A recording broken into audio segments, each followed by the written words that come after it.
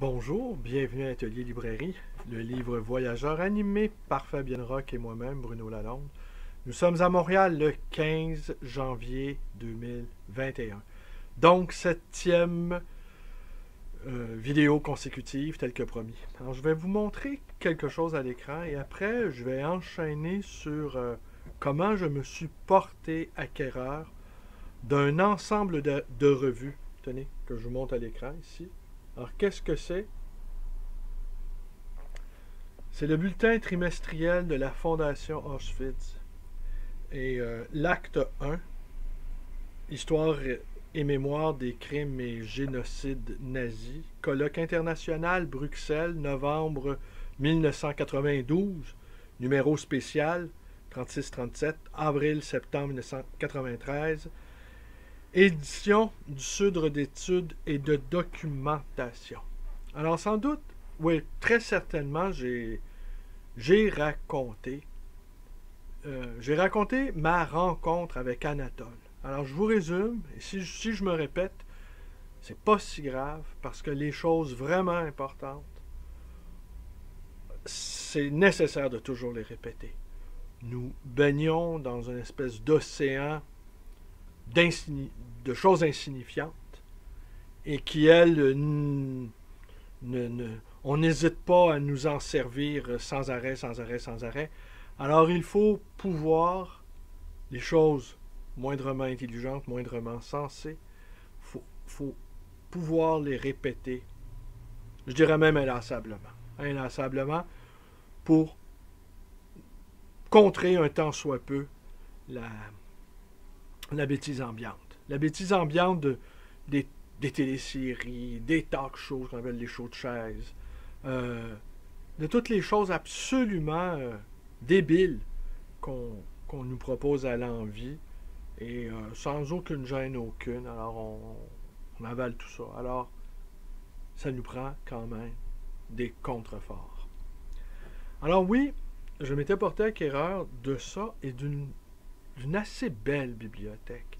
Bibliothèque qui avait traversé l'océan Atlantique, une bibliothèque d'intellectuels socialistes belges.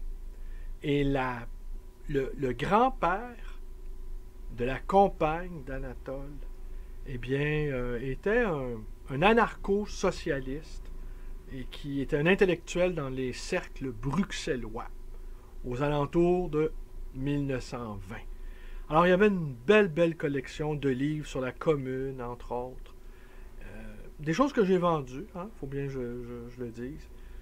Mais j'avais passé 2 jours chez Anatole, dans son petit appartement de Côte-des-Neiges. Aujourd'hui, Anatole, il vendait ses derniers biens, et cette bibliothèque-là qui avait été entretenue avec soin et amour pendant presque un siècle. Eh bien, les bibliothèques ont aussi une durée de vie. Et cette bibliothèque-là, finalement, avait été, par mes bons soins, dispersée et offerte à la vente.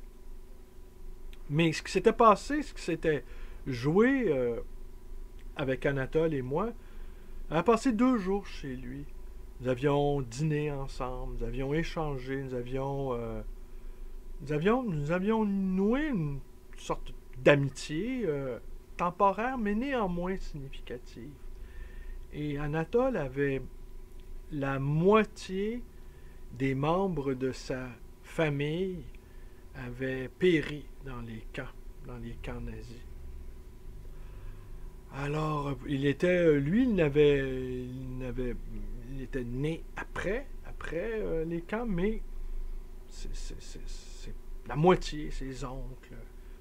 Je ne sais trop, je ne me souviens pas si son père aussi, mais en tout cas, la moitié de sa famille, en tout cas, avait péri dans les camps.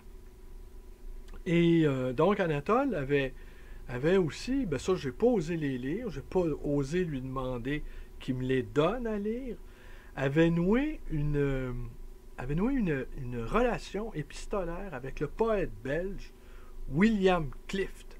Alors, j'ai fait une vidéo, voilà, le titre me revient, Écrasez-les tous. Puis publié chez Gallimard. Un poète ironique, drôle, vif, comme le sont souvent les poètes belges. Alors je dois vous confesser que j'ai un faible pour les poètes belges. Est-ce à cause de cet inextinguible amour que j'ai eu pour la bande dessinée belge, Hergé, Franquin, Machereau. Moi, de lire sur la page de garde des éditions Dupuis, Charleroi. Ah, Charleroi. Charleroi, pour moi, c'était comme la Mecque. Ça me faisait rêver. Ou encore Liège, qui n'a pas été le siège de Casterman.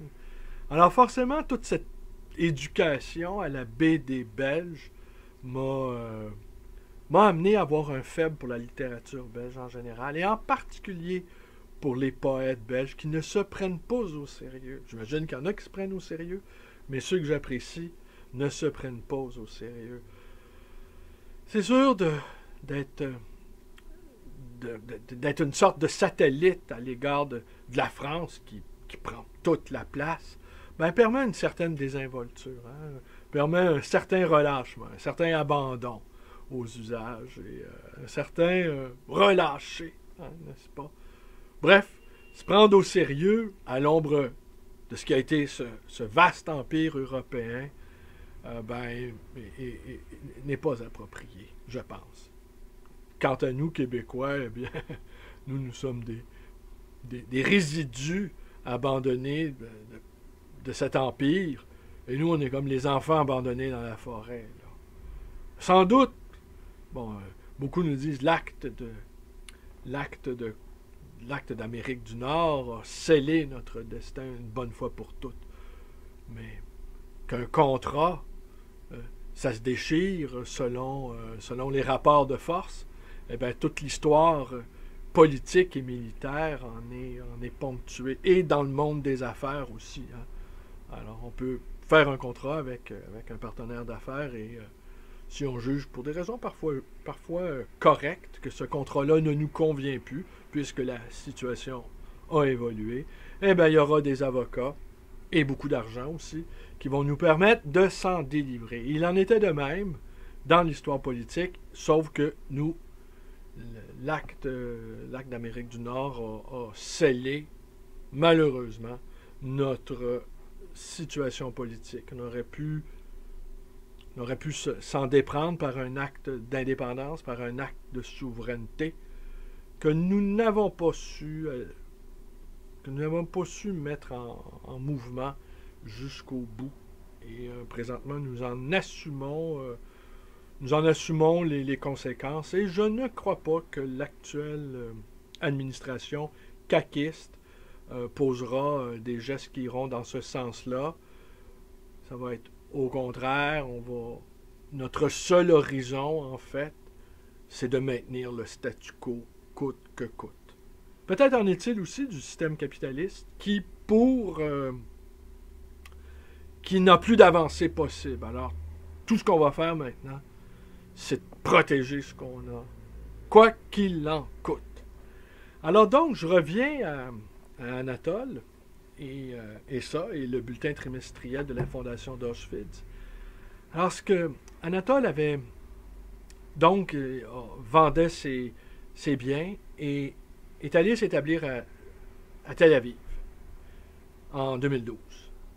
L'hiver 2013, il quittait le Québec pour aller s'établir à Tel Aviv. Et il avait été très, très éprouvé par le décès de son épouse. Et son épouse, qui n'était pas de confession juive, était abonnée à ce trimestriel. Et elle était abonnée à son insu. Et il me confiait qu'il n'avait jamais discuté de cette question de l'Holocauste avec son épousée, et qu'il a été bouleversé quand il a découvert dans les affaires de sa femme Eh bien ça. Alors elle, à l'insu de son compagnon, elle continuait de réfléchir à cette chose terrible qu'est la Shoah. Et et il y a beaucoup, beaucoup de délicatesse dans cette pudeur, dans cette retenue, dans dans ce désir à la fois de comprendre et d'aller de l'avant aussi. C'est le passage que je vais vous lire, c'est sur deux écrivains, Améry et Primo Levi, Jean Améry et Primo Levi, qui tous deux ont connu l'expérience des camps. Et tous les deux se sont suicidés également. Vous me direz, c'est pas une vidéo qui est très, très, très joyeuse. Non, mais ici, il me faut vous confier quelque chose. C'est que la question de la Shoah me hante depuis mon adolescence. Alors, pour moi, j'avais envie de dire, c'est presque c'est presque l'aboutissement, d'une certaine manière, de notre société capitaliste, qui entre, là, à mon sens, à mon avis en tout cas, dans une grande période de prédation. Et même, je peux même rajouter à cette confidence qu'il y a très peu de journées où je n'ai pas pensé à la Shoah. Très, très peu de journées. Même des journées où j'avais toutes les raisons d'être joyeux, des journées ensoleillées, des journées d'amour. Il y avait toujours cette pensée-là. Et je me faisais la réflexion il y a quelques jours. Je me suis même demandé si, au fond, de penser la Shoah n'était pas pour moi une sorte de prière inavouée, une sorte de prière qui ne dit pas son nom. L'équivalent de prier, quoi. Au lieu de prier le Christ, au lieu de prier Yahvé, au lieu de méditer les évangiles ou les textes canoniques de la Bible, eh bien, cette réflexion ou cette peut-être méditation, je dirais plutôt, autour de l'inqualifiable, hein, qu'est la Shoah, n'est pas pour moi une manière de prier.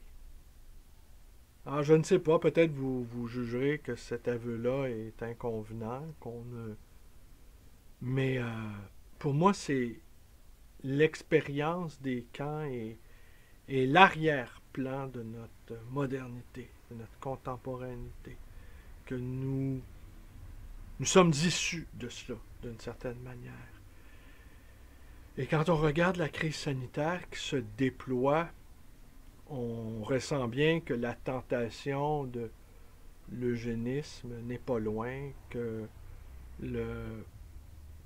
y a une sorte de barbarie là, qui monte, n'est-ce pas? Une sorte de dureté, là, une sorte d'indifférence au malheur d'autrui, une sorte d'indifférence également, une sorte d'absence d'empathie, en tout cas, pour ce qui est du personnel soignant, qu'au Québec, on juge trop grassement payé. Mais j'aurais envie de dire que dans la vie, tout se paye. Et en ce moment, le personnel soignant, peu importe leurs conditions salariales, je dirais, ils gagnent bien leur ciel, là. Alors, je vais vous lire quelques passages.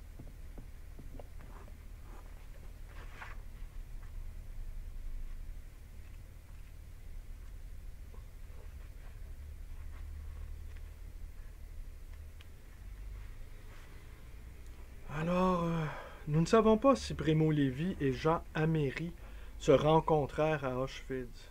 Améry se rappelait d'un jeune chimiste italien avec lequel il avait partagé pendant quelques mois le même dortoir dans le lager de Buna Monowitz. Levi, en revanche, ne gardait aucun souvenir de Hans Mayer, un jeune intellectuel autrichien émigré en Belgique, devenu célèbre après la guerre sous le pseudonyme de Jean Améry. Mais cela est somme toute inessentiel L'importance attribuée par Lévi à l'œuvre d'Améry est attestée par un chapitre de son dernier livre, Les naufragés et les rescapés, qui lui est consacré et qui intègre de façon critique la réflexion développée par l'intellectuel autrichien au-delà de la faute et de l'expiation. Cependant, Lévi et Améry semblent unis par une trame d'affinité humaine et intellectuelle, d'affinité élective au sens goethien du terme, qui dépasse largement cette tentative de dialogue posthume.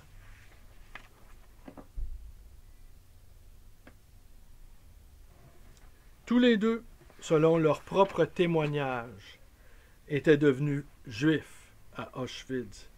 Ils avaient rencontré l'antisémitisme déjà avant la guerre, notamment avec les lois de Nuremberg, introduites en Autriche après l'annexion au Troisième Reich, et avec les lois raciales promulguées par Mussolini en 1938. Mais ils étaient tous les deux des Juifs profondément assimilés.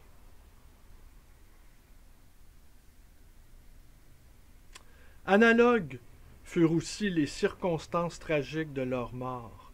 Améry décida de mettre fin à ses jours en 1978 dans une chambre d'hôtel de Salzbourg, comme l'avaient déjà fait avant lui tant d'émigrés allemands et autrichiens. Lévi se tua dans sa maison de Turin 9 mois plus tard. Si le suicide du premier avait en quelque sorte été annoncé et théorisé sur le plan philosophique, celui du deuxième apparut à ses proches comme un geste étonnant et incompréhensible. Mais il n'y a aucun doute que, dans les deux cas, le choix de se donner la mort trouvait aussi, parmi ses racines, la blessure profonde et inguérissable qui s'était ouverte dans un camp d'extermination 40 années plus tôt et qui les avait privés des ressources nécessaires, comme l'a écrit Sebald, pour surmonter les crises de l'âme.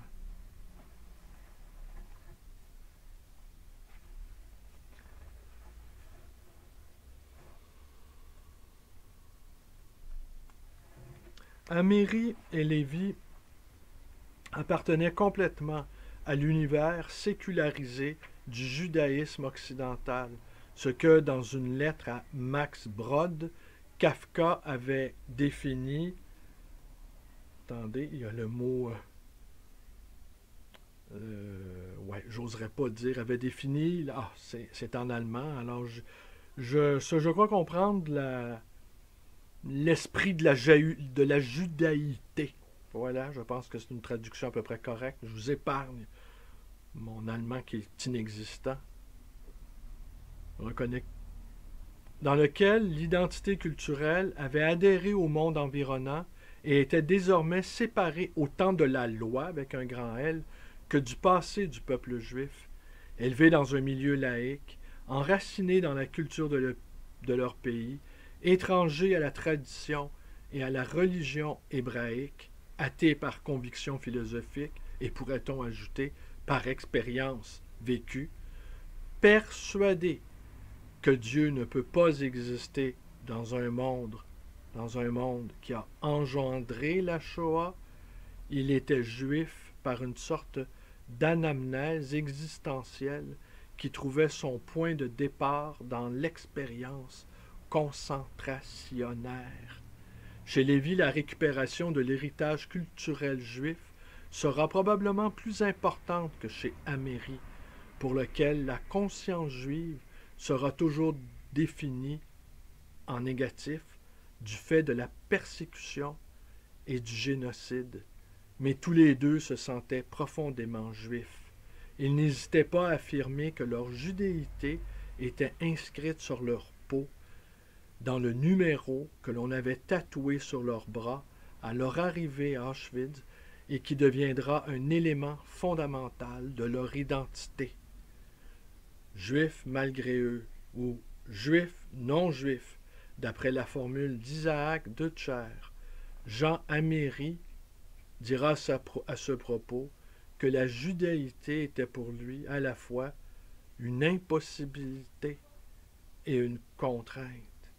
Une impossibilité puisqu'elle se cristallisait dans un héritage religieux et culturel qui ne lui appartenait pas, et aussi une contrainte, car toute sa vie en avait porté la trace, et parce qu'il n'aurait pas pu se considérer autre que juif. Sa judaïté relevait donc de la pure évidence, on ne pouvait pas la nier sans mentir à soi-même et sans se dérober au poids de l'histoire.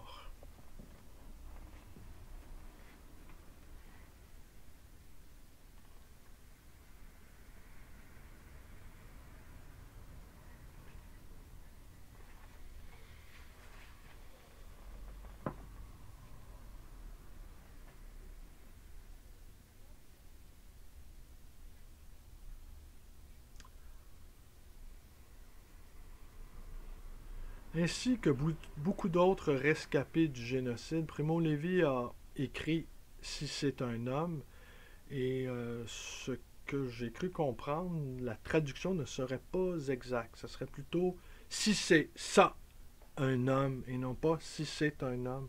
Alors, si c'est ça un homme, alors on entend bien la suite. Si c'est ça un homme, ça veut dire que c'est pas grand-chose au fond. Alors, mais on va se contenter de Si c'est un homme dès son retour, mais je ne parle pas italien, alors c'est une information que j'ai lue à quelque part, je ne me souviens pas où, mais ça m'avait frappé.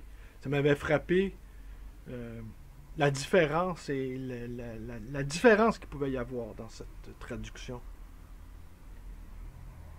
Dès son retour en Italie à la fin de la guerre, poussé par le besoin impérieux de raconter, il dira lors d'une conversation avec Ferdinando Camon que le témoignage par l'écriture représentait pour lui une sorte de thérapie libératrice.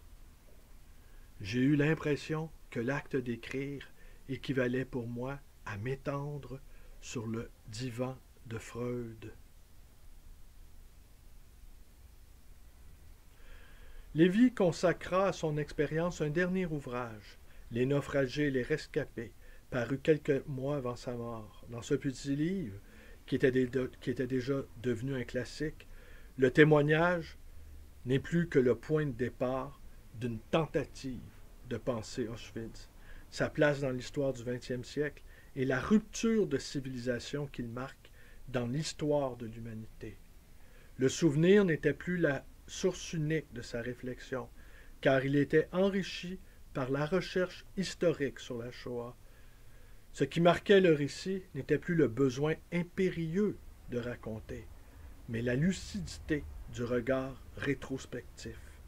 De ce point de vue, cet échange représente une des rares tentatives de confrontation, d'échange et d'intégration entre histoire et mémoire, après les premiers travaux de pionniers d'historiens témoins comme Eugène Kogon, Emmanuel Regenblum ou Joseph Billig, à une époque où les crimes du national-socialisme font désormais objet d'histoire. Ici, le témoin ne se limite plus à livrer ses souvenirs, mais entame un véritable dialogue avec le récit historique. Il l'assimile de façon critique en le soumettant à l'épreuve de son expérience vécue. Le résultat est un essai littéraire de type nouveau, tout à fait inclassable, visant à surmonter les limites autant du simple témoignage que de l'analyse savante.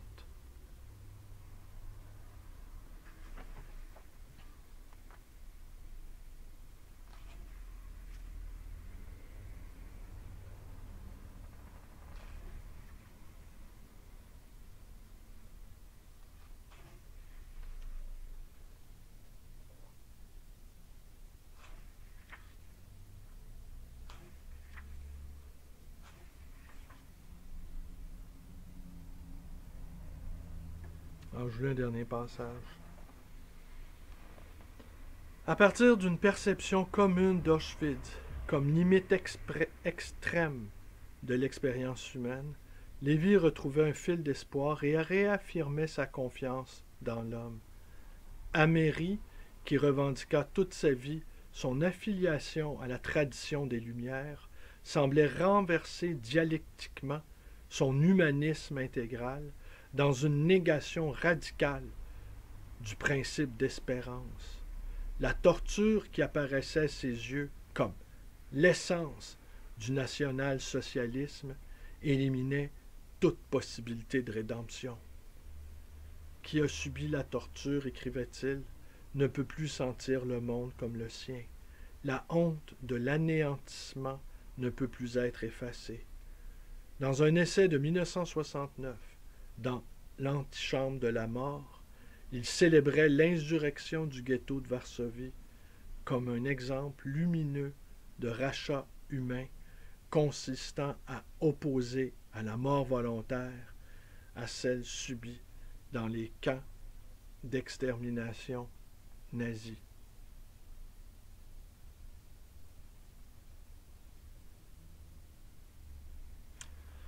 Ben voilà. Alors, ouais, vous me direz des vidéos qui ne sont pas très jojo. Bon, écoutez, je sentais le besoin de vous répéter cette rencontre-là avec Anatole, qui, j'espère, est cool quand même, malgré la gravité des temps. Cool, je ne dirais pas des jours heureux, mais des jours paisibles, peut-être. Et ben voilà, c'est tout pour aujourd'hui. J'espère, dans les prochains jours, vous offrir des vidéos un peu moins... un peu moins tristes, un peu moins dramatiques, peut-être.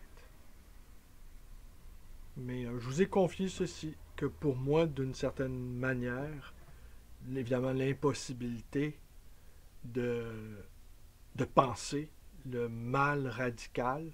Par contre, le petit mal, hein, le petit mal ordinaire, le petit mal que l'on fait, le petit mal à notre portée, hein, le mal à portée humaine, je dirais, celui-là, on peut y réfléchir. Hein? Les gestes que l'on pose, les gestes que l'on pose pas, les paroles que l'on dit, les paroles que l'on ne dit pas. Il n'y a pas grande journée où, au fond, à notre échelle, hein, petite, on ne pactise pas avec un mal plus vaste. C'est peut-être trop facile de se croire dépendre de ça, et peut-être que les sombres méditations sur la Shoah est d'une manière d'éluder sa propre responsabilité. Peut-être. Mais assurément, je pense que l'examen attentif et minutieux et impitoyable même de nos actes, de nos agissements, de nos pensées, de nos justifications surtout. Comment trop facilement on accepte notre impuissance, notre fatigue aussi, hein, notre fatigue. Le désir aussi de réussir sa propre vie, hein, compte tenu de toutes les circonstances. Le